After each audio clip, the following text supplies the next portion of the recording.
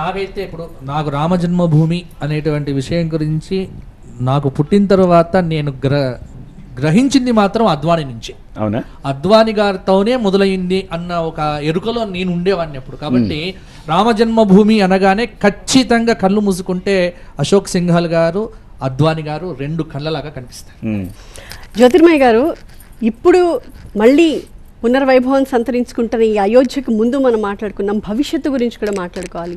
Maybe in future ఖచ్చితంగా capital of world spiritual టూరిజంగా అయోధ్య నిలుస్తుంది అనడంలో ఎలాంటి సందేహం లేదు. సో పర్యాటకంగా మనం ఏ రకంగా పరుగులు పెడతాం భవిష్యత్తులో అంటే ఏమంటారు?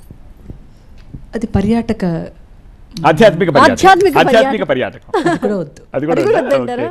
ఎందుకంటే రాముడు అవతరిస్తే గురువు, అవతరించకపోతే భగవంతుడు.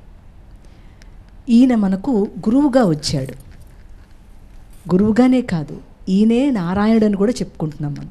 అది మనం అనుభవించినటువంటి గాథలో తెలుస్తున్నటువంటి ఘట్టాల్లో ప్రతి దాంట్లోనూ కూడా మనం చవి చూస్తూ ఉన్నాం.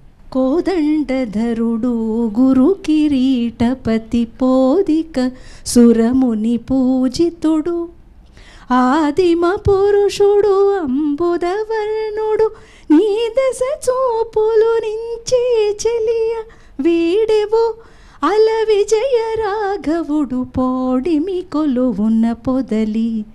ఇతను బాలరాముడుగా ఎందుకు పెట్టారో తెలుసా మోడీ గారు?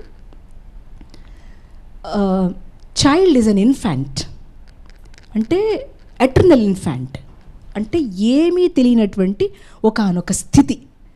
అలాంటి ఒక స్థితిలో ప్రతి ఒక్కరిని పని చేయమని చెప్తున్నారు ఆయన.